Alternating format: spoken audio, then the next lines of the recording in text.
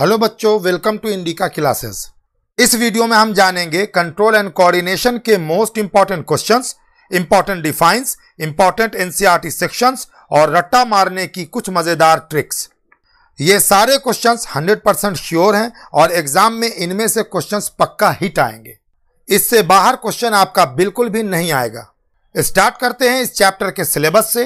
तो बच्चों, इस चैप्टर से कुछ भी डिलीट नहीं हुआ है, पूरा चैप्टर स्टडी करना है।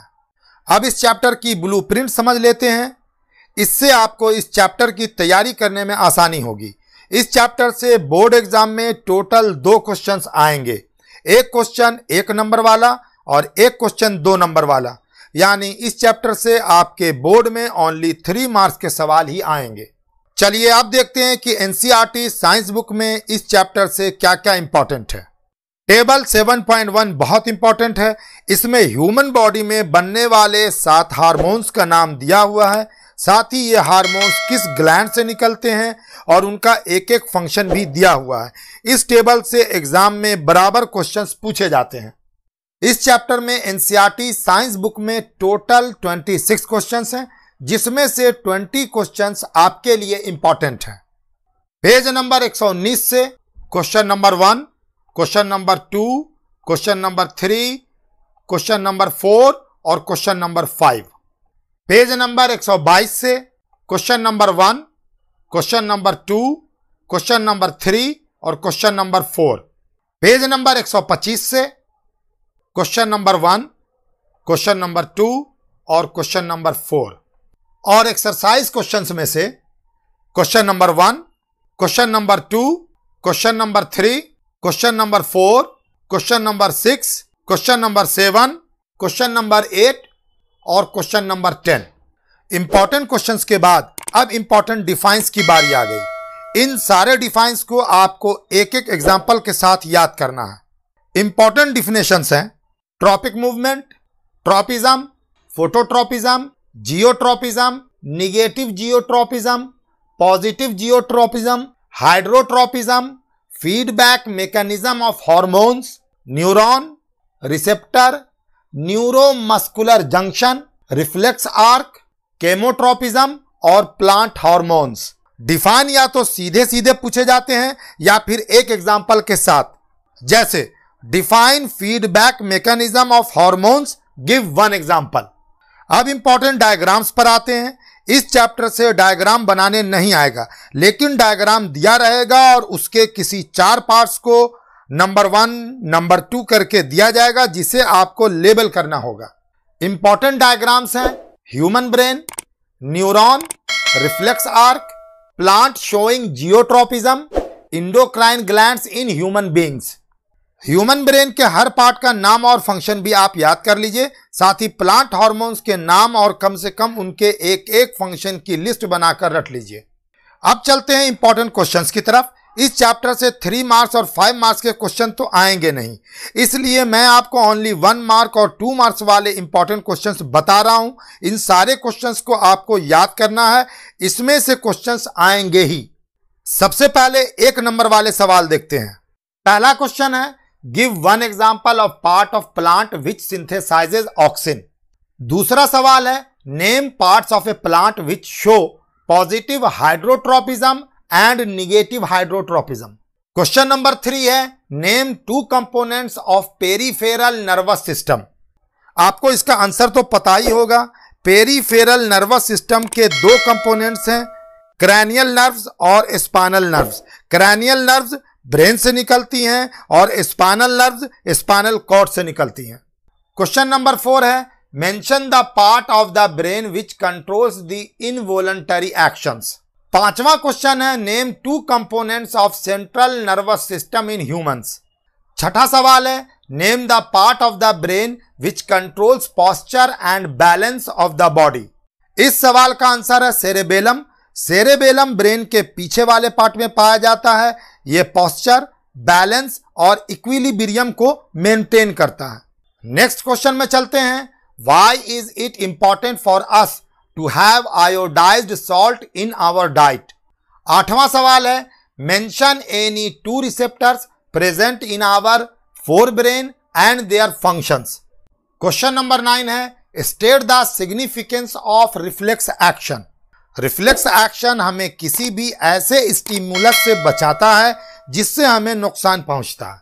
अब चलिए आगे देखते हैं कुछ शॉर्ट आंसर क्वेश्चंस को जो 2 मार्क्स में पूछे जाते हैं। क्वेश्चन पूछा जा रहा है कि how does auxin promote phototropism. Auxin phototropism को कैसे बढ़ावा देता है। ऑक्सिन तो एक प्लांट हार्मोन है।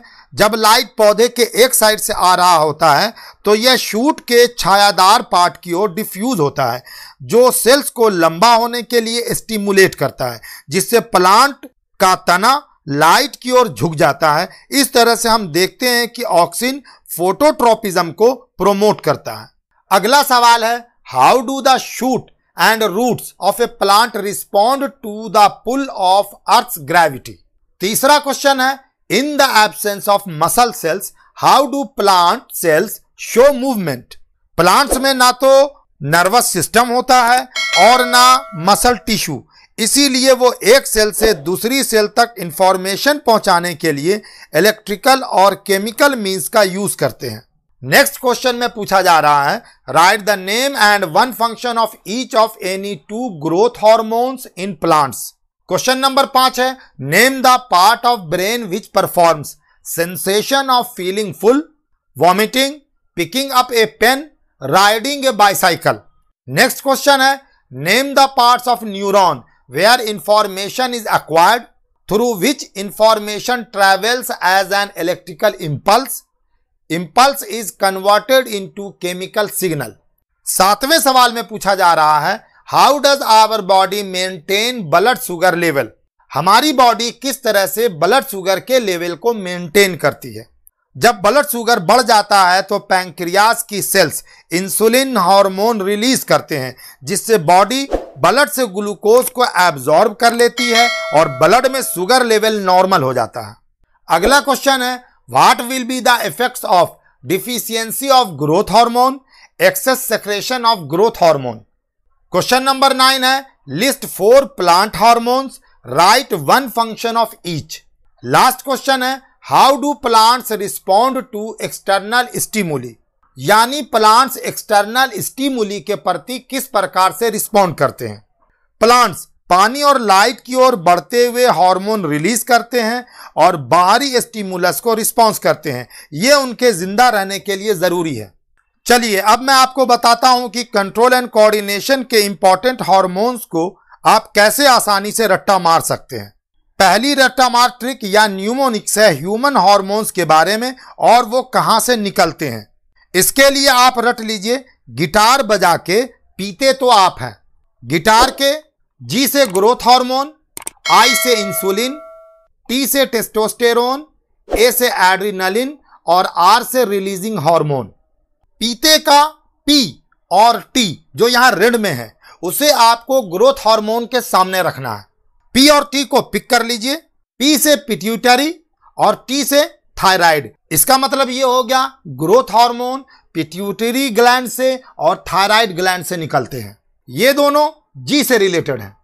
इंसुलिन के लिए कुछ याद मत कीजिए, इसके बारे में तो आप ऐसे ही जानते हैं कि ये पैंक्रियाज से निकलता है।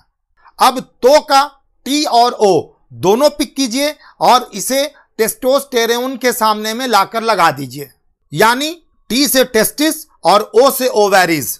इस तरह टेस्टोस्टेरोन टेस्टिस और ओवेरीज से निकलता है। अब आपका ए ले लीजिए और उस ए को एड्रिनलिन के सामने लाकर सेट कर दीजिए। इस ए का मतलब हुआ एड्रिनल ग्लैंड। इस तरह एड्रिनलिन हार्मोन एड्रिनल ग्लैंड से रिलीज होता है। रिलीजिंग हार्मोन के लिए भी आपको कुछ याद करने की जरूरत नहीं है, क्योंकि एनसीईआरटी बुक में इससे रिलेटेड ग्लैंड का नाम नहीं दिया हुआ है, इसलिए एग्जाम में इसके पूछे जाने का चांस कम है। अब नंबर आता है प्लांट हार्मोन्स का। 10th क्लास में 5 प्लांट हार्मोन्स को याद करना पड़ता है। इसके लिए आप याद कर लीजिए, ए केज, ए से ऑक्सिन्स, सी से साइटोकाइनिन्स, ए से एब्सिसिक एसिड, जी से जिब्रेलिन्स और ई से इथाइलिन। अब मैं आपको बताता हूं कि रिफ्लेक्स आर्क में होने वाले इवेंट के सीक्वेंस को आप कैसे आसानी से याद कर सकते हैं। इसके लिए आप याद कर लीजिए रेसी, RACEE, रेसी। आर से रिसेप्टर, ए से एफरेंट यानी सेंसरी नर्व, सी से सेंटर यानी ब्रेन या स्पाइनल कॉर्ड, ई से इफरेंट यानी मोटर नर्व और फिर दूसरे वाले ई से इफेक्टर। तो ये थी इस चैप्टर से 3 यूजफुल ट्रिक्स। आप इसे पीडीएफ फॉर्म में डाउनलोड कर सकते हैं, लिंक डिस्क्रिप्शन में दी हुई है। अगर आपने इतने क्वेश्चंस की तैयारी कर ली तो ये चैप्टर बहुत अच्छी तरह से कंप्लीट हो जाएगा और क्वेश्चन आपका यहां से जरूर आएगा। मिलते हैं नेक्स्ट वीडियो में। Take care, good bye.